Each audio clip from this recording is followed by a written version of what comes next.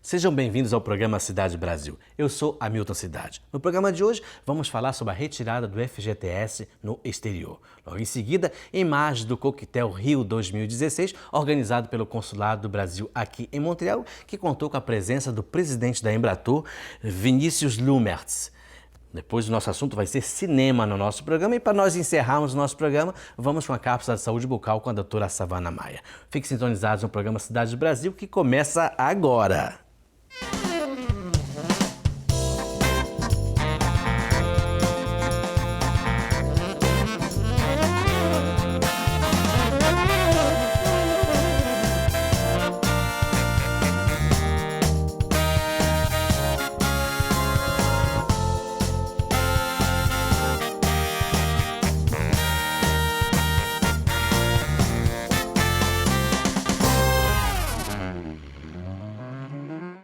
Aqui começa o programa Cidade Brasil. Depois do dia 15 de julho, os brasileiros no exterior têm acesso à retirada do FGTS. Mas para isso existem alguns critérios. Para explicar um pouco desses critérios, eu convidei Larissa Lacombe para explicar um pouco quais são as ações necessárias para fazer a retirada do FGTS.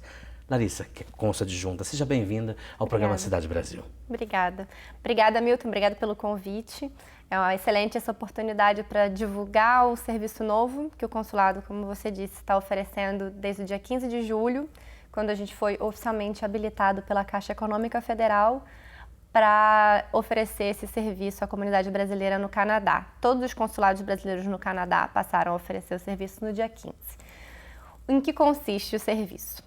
Alguns casos de brasileiros que têm direito ao saque do FGTS, eles podem fazer a solicitação no exterior, não precisam mais ir ao Brasil fazer. Não precisa, quer dizer, podemos fazer agora no exterior? Podemos em alguns casos. Quais são os casos? O caso principal que atinge a maior parte dos brasileiros residentes no exterior é a inatividade por 3 anos no mercado de trabalho brasileiro. Qualquer trabalhador que tenha saldo no FGTS e que fique pelo menos 3 anos fora do mercado de trabalho no Brasil, ou seja, fora do sistema do FGTS, faz jus ao resgate desse saldo a partir do seu primeiro mês de aniversário. Então, por exemplo, se seu aniversário é em abril e você fez 3 anos de inatividade em agosto, só no abril subsequente você pode pedir.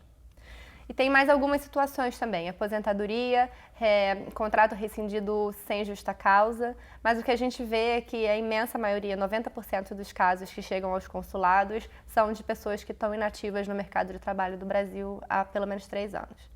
Agora, vamos imaginar alguém que está vendo, assistindo o nosso programa Cidade Brasil nesse exato momento. Ele diz, bom, mas será se eu tenho crédito ou não? O que essa pessoa tem que fazer? Qual o procedimento? Ela pode ir no site da Caixa Econômica Federal, direto na seção FGTS, fazer uma consulta no extrato. O extrato vai dizer se ela tem saldo, mas a pessoa tem que saber se ela tem que ler o material, ver quais são as regras, ver se ela faz jus e fazer a aplicação. Ela pode ver no site da Caixa Econômica se ela tem saldo, mas se ela faz jus ou não, é um procedimento que ela vai entregar a solicitação, a gente vai receber, a gente faz a conferência básica do material e a gente remete para a Caixa Econômica no Brasil. O que os consulados fazem é a recepção do pedido. Muito interessante. É informar também que não cabe ao consulado a decisão. Exatamente. O consulado é apenas, digamos... a porta de entrada do pedido. Exatamente. Esse é o objetivo do convênio firmado entre o Ministério das Relações Exteriores e a Caixa, que a gente possa fazer a recepção, mas eles continuam sendo os responsáveis pela análise e a resposta, positiva ou negativa, vai ser dada pela Caixa diretamente ao requerente por meio do correio eletrônico que ele indicar na solicitação. Então, ou seja, a pessoa vai, verifica se tem saldo no site da Caixa, procura o consulado através dos documentos. Sim. E depois a resposta vai ser enviada diretamente da Caixa ao beneficiário. Isso, exatamente. A pessoa pode olhar o nosso site, o site do consulado, montreal.itamaraty.gov.br. A gente criou uma seção dentro de serviços consulares, que é FGTS. Lá tem todos os critérios pelos quais a pessoa faria jus ao resgate desse saldo de FGTS. Se a pessoa vir que ela tem direito ao resgate, ela ali mesmo vai encontrar o formulário de solicitação, tem que preencher com todos os dados que estão solicitados, inclusive, o que é importante, o pagamento ele é feito numa conta bancária no Brasil. Então a pessoa tem que ter conta bancária no Brasil? Não necessariamente. A pessoa pode indicar uma conta de alguém de confiança. Se a pessoa não tem mais conta no Brasil... Então facilita bastante, né? Sim, facilita muito. Antes isso não era bom. Na verdade, desde 2011 que os consulados nos Estados Unidos, por exemplo, eram habilitados já pela Caixa Econômica Federal a receber as solicitações. A gente tinha muitos casos de brasileiros residentes no Canadá que tinham que ir a algum consulado nos Estados Unidos para fazer a solicitação. Agora não mais, agora a gente já tem recebido vários pedidos aqui em Montreal e sei que nos outros consulados no Canadá também. E quem estiver ouvindo o programa, que está longe, digamos, faz parte da jurisdição do consulado de Montreal, mas que esteja longe, digamos assim, geograficamente? Pode ir ao consulado mais próximo, não precisa ser do consulado dentro da jurisdição. Tanto que esses brasileiros residentes em Montreal antes poderiam ir a Boston, por exemplo, ou a Nova York, apresentar o pedido lá.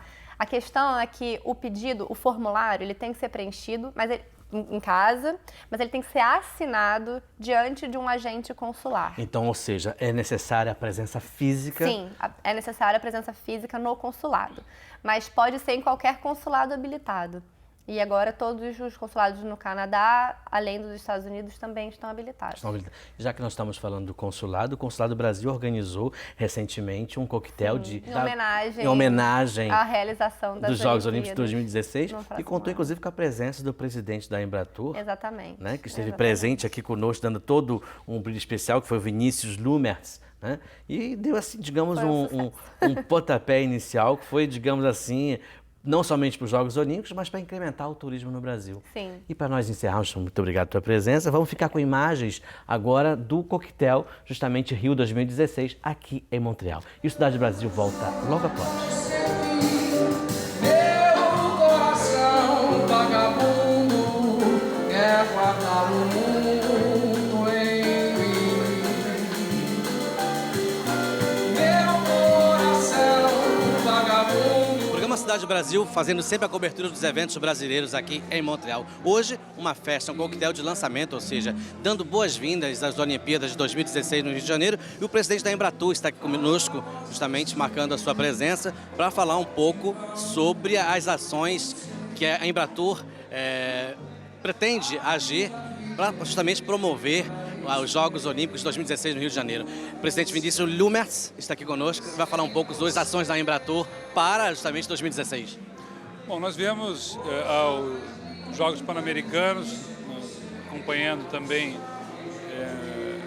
o Comitê Olímpico Brasileiro, nos encontramos com o Comitê Olímpico Canadense e tivemos reuniões importantes com o trade turístico em Toronto, com os tour operators, com os compradores do turismo brasileiro, com as companhias aéreas, incluindo a Air Canada, e trazendo a mensagem dos grandes eventos do Brasil, do qual nós muito nos orgulhamos, nós todos brasileiros, porque temos que se orgulhar. É a nossa cultura para o mundo, é uma nova etapa do Brasil, porque até nós organizarmos esses grandes eventos, isso era uma coisa distante da imaginação do nosso país. Hoje é uma realidade. E nós fizemos uma grande Copa do Mundo, o Brasil subiu muitos pontos na competitividade internacional. O Brasil hoje é um país que tem uma infraestrutura turística de aeroportos. Os brasileiros que viajam para o Brasil percebem isso, essa mudança é uma mudança visível, é uma experiência que todos estão tendo, mas não é só aí que a infraestrutura brasileira tem crescido, temos aumentado muito o número de voos dos países da América Latina, para a Europa, para os Estados Unidos, investimentos... Inclusive, presidente, a TAM está fazendo voos para o Canadá agora, né? Pois é, nós temos a TAM para cá, temos a Air Canada para lá, tem conexões da Delta, conexões via Nova York, temos voos diretos, temos hoje aí 80, 90 mil canadenses indo para o Brasil e 90 mil, um pouco mais, e brasileiros vindo para cá mais ou menos no mesmo número. Isso pode aumentar muito, né? Tem aumentado. Os investimentos do Canadá no Brasil são relevantes, é o 10º maior investidor no Brasil. Isso ajuda as empresas canadenses também. E são países que são complementares. Um é frio, outro é quente. Mas, presidente, nós estamos vendo o Rio 2016 à frente, que queira ou não queira, vai ser uma grande vitrine turística e cultural do Brasil para o mundo afora. Quais são as ações que a Embratur pretende justamente agir para incentivar o turismo nessa época? Nós estamos, como nós fizemos na Copa do Mundo, vindo ao encontro dos países, como estamos aqui, né? E divulgando pessoalmente para o universo do turismo essas potencialidades. Mas também vamos fazer, como fizemos na Copa, lançar campanhas televisivas, internet, né? Para mobilizar as pessoas para essa alternativa Brasil, né? A promoção é fundamental, né? Mas promover e vender. Para isso nós viemos conversar com os empresários de turismo do Canadá e aproximá-los dos empresários brasileiros para fazer ofertas econômicas, ofertas que valham a pena, né? Para ofertar produto, né? Essa é a nossa missão, divulgar o Brasil, promover o Brasil na América do Norte, na América Latina, na Europa e em todo o mundo. Então, nós somos verdadeiros caixeiros viajantes, né? De levar a bandeira do Brasil, levantar a bandeira alta do Brasil, desse Brasil que se recicla, que se remostra e se renova, e que tem na Olimpíada um momento de auge da nossa cultura, né? Da nossa civilização brasileira. E nós temos que nos orgulhar desses feitos, né? É evidente que nós temos muitas vezes críticas a fazer do nosso país, como os canadenses têm a fazer do seu país, mas o fato é que conquistas como organizar os Jogos Olímpicos são grandes conquistas para a história do Brasil, que nós vamos aproveitar cada minuto, fortalecer a nossa imagem no exterior, fortalecer nossas exportações, a nossa imagem, e melhorar nossas instituições, crescer, se desenvolver, ir para frente, as coisas ir para frente. Esse é o objetivo. Presidente, muito obrigado por ter vindo a Montreal. Muito obrigado por dar essa entrevista ao programa Cidade Brasil. Ficamos por aqui. Nosso muito obrigado e logo após voltamos após a pausa comercial.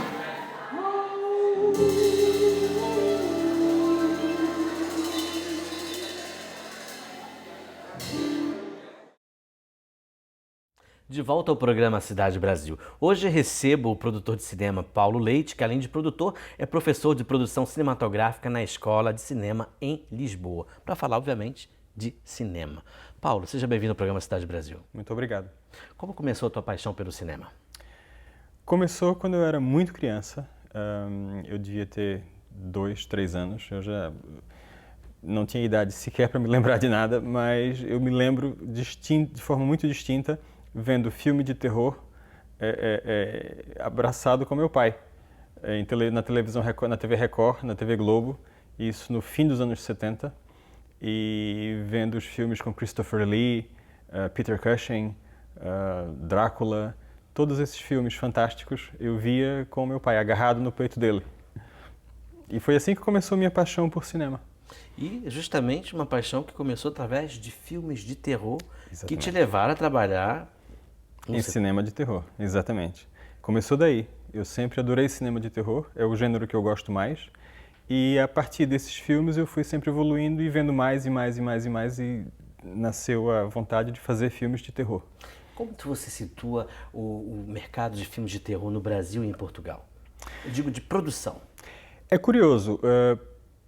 Quer o mercado brasileiro, quer o mercado português, não produzem cinema de terror de uma forma continuada.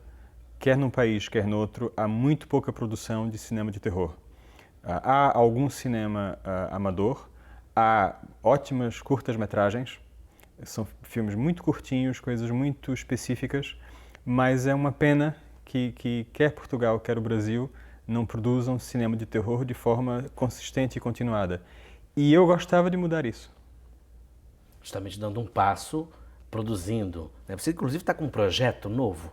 Sim.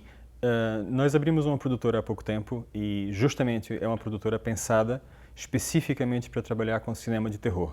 Portanto, nós desenvolvemos vários projetos, todos no gênero terror, e filmamos há coisa de 2 meses na nossa primeira longa-metragem, que se chama Inner Ghosts, e agora está em fase de montagem, e enquanto a montagem do Inner Ghosts prossegue, nós continuamos com a parte de financiamento e montagem financeira e desenvolvimento de várias outras longas, todas de terror. Todas de terror. Tudo. E essa tua paixão pelos filmes, essa paixão justamente que você não somente produz, como você também é professor de cinema, te trouxeram a Montreal para o Festival Fantasia. Sim, o Fantasia é um dos melhores, se não for o melhor. Eu não sabia disso. Pois é, se não for o melhor festival de cinema de gênero, com um pendor, com um carinho muito forte pelo cinema de terror, fantasia, ficção científica. E o Fantasia é uma paragem obrigatória para qualquer profissional, qualquer produtor, ou diretor, ou roteirista que tenha projetos de cinema de terror e queira buscar financiamento, coprodução ou apenas networking, não é? Boa parte do nosso trabalho em cinema é nos conhecermos e fazermos projetos conjuntos. Então isso quer dizer que ele faz parte justamente do roteiro mundial, digamos assim, dos filmes de gênero, né? Faz. Isso porque você, por sinal, participa de vários festivais durante o ano, não é isso? Sim, o fato da gente ter vários projetos em diferentes fases da sua vida, não é? Desde um filme que agora está, o Inner Ghosts agora está em montagem, o próximo chamado Through the Eyes of a Child está em financiamento, temos outro chamado Deep Flash, que está em parte ainda, está na fase de escrita. Mas a gente vai indo a cada um desses festivais, a mercados de coprodução, falar sobre o projeto, dar a conhecer o projeto a distribuidores, tentar encontrar outros coprodutores que queiram entrar no projeto conosco. Portanto, hoje em dia é fundamental ir a festivais de cinema ou mercados de coprodução ligados ao gênero onde você quer trabalhar. É muito importante. Isso faz parte também do network, digamos assim, do setor. Uma pessoa vai, conhece já outra pessoa da área e isso vai implementando novos projetos. Exatamente, porque o financiamento em cinema é muito complexo e muitas vezes nós estamos a captar financiamento de muitas fontes, que são muito distintas. E é preciso conhecer muita gente, é preciso ter uma relação continuada com essas pessoas, é preciso criar confiança, um relacionamento de longo prazo. Aliás, qualquer trabalho em cinema trata-se sempre de relações de longo prazo. Ou seja, ninguém financia ou ninguém está preocupado com um filme só. O que se procura são vários projetos ao longo de vários anos, não é? Ou seja, ninguém está preocupado. O trabalho em cinema é demasiado complexo para você gastar toda a sua energia num único filme. Portanto, normalmente o que se procura são relações de longo prazo. E é isso que a gente vem trabalhar em festivais de cinema, em mercados, e é boa parte do nosso trabalho. Paulo Leite, muito obrigado por ter vindo ao programa Cidade Brasil. Foi uma honra recebê-lo e ficar sabendo um pouco mais sobre o cinema mundial. Vamos agora a uma pausa comercial, mas antes disso, vamos à cápsula de saúde bucal com a doutora Savana Maia. O programa Cidade Brasil volta já já.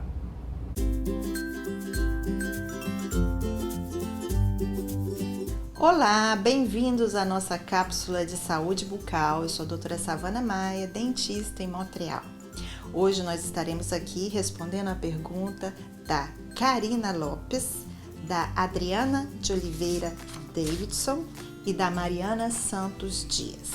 Bem, eu vou começar com a pergunta da Mariana Santos Dias. A Mariana me perguntou o seguinte: Olá, Savana Maia, eu gostaria de saber se os dentinhos de leite tortos devem ser tratados e se obrigatoriamente os dentes permanentes também serão tortos. Obrigada. Olha, Mariana, a resposta é não. Geralmente a gente não realinha os dentes de bebê. O que eu posso te dizer é que se o dente de bebê, os dentinhos de leite do seu filho são tortinhos, já é um indício de que vai faltar espaço, que provavelmente ele vai precisar de um tratamento de ortodontia daqui a alguns anos, ou mesmo um tratamento de primeira fase, onde a gente trabalha a ortopedia facial, ou seja, a gente muda a posição, as guias ósseas, para que as arcadas da criança possam receber os dentes permanentes na dentição mista ou na dentição permanente. Então, geralmente a gente trabalha com aparelhinhos onde a gente possa ativar um pinozinho e aumentar o palato. Esses aparelhinhos podem ser móveis ou fixos, dependendo do caso. E no caso da segunda fase, onde a gente trabalharia realmente para alinhar os dentes, como eles deveriam ficar na sua posição final, seria um aparelhinho fixo, mais ou menos como esse aqui, tá certo? Pergunta da Karina é o seguinte: Oi, Savana Maia, como a água daqui não tem flúor, gostaria de saber como devemos proceder com os nossos pequenos, porque a pasta de dente para bebê que pode engolir também não tem. E aí, como podemos fazer? A Adriana de Oliveira Davidson me perguntou: tenho a mesma dúvida que a Karina Lopes em relação ao flúor, e as recomendações que recebo e leio são contraditórias. Qual é o seu ponto de vista? A Direção de Saúde Pública do Quebec tem a intenção de, em 5 anos, abastecer pelo menos a metade da população do Quebec com flúor na água. Então, o que eu sugiro para você, depois você pode estar dando uma olhada no endereço que a gente está passando aqui embaixo e procurar se na sua região a água é fluoridada. No entanto, você me perguntou o seguinte, que a pasta de dente que as crianças podem engolir geralmente não tem flúor. Realmente, a criança, se ela vai ingerir toda aquela pasta, idealmente a pasta vai ser um gel dentário sem flúor. No entanto, como a criança já vai sendo introduzida aos outros alimentos, é interessante que essa criança tenha um aporte de flúor na sua pasta de dente. Então, o que a gente tem que ter atenção são a 2 coisas. Primeiro, a quantidade dessa pasta que você vai estar utilizando em relação à idade do seu filho, e sim a dosagem do flúor nessa pasta. Porque o que não pode é a criança estar escovando seus dentes com a pasta de dente que é direcionada para o adulto, porque a dosagem de flúor, nesse caso, vai ser muito maior do que a criança tem como recomendação. Então, a gente vai mostrar aqui, nós temos aqui uma pasta de dente que você pode usar para o seu filho. É uma pasta de dente infantil, então você vai poder utilizar. Ela tem flúor e mesmo que ele engula um pouco, logicamente, a gente vai tomar o cuidado para que a criança não vai ingerir muito essa pasta, mas você vai poder utilizar. Então depois eu vou mostrar para vocês a quantidade que vocês devem colocar de pasta de dente, principalmente quando é o bebê. E depois, quando a criança já está mais velhinha, é uma quantidade razoável, porque no início teria que ser equivalente a 1 grão de arroz, quando a criança já é o bebê e tem mais dificuldade de cuspir e tudo. Quando a criança já está um pouco mais velha, lá pelos 6 anos, aí você já pode utilizar uma quantidade equivalente à metade de 1 grão de ervilha. E a criança vai ser capaz de cuspir o excedente da pasta de dente e não vai ter problema nenhum. Mas é importante que a criança tenha esse aporte de flúor, pelo menos na pasta de dente, mesmo independente se ela tem flúor ou não na água de abastecimento. Então é isso, participe com a gente, mandando a sua dúvida ou a sua pergunta e nós vamos responder na próxima cápsula de saúde bucal. Tchau!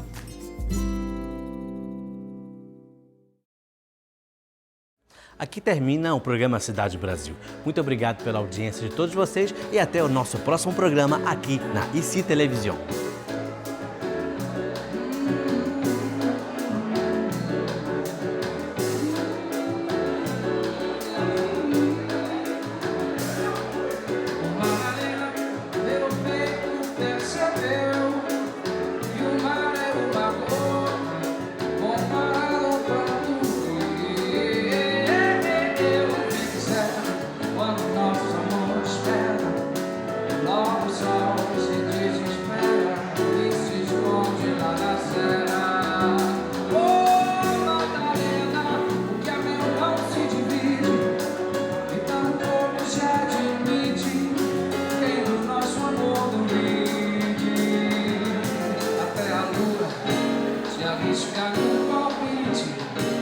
Nosso amor existe, forte ao fraco.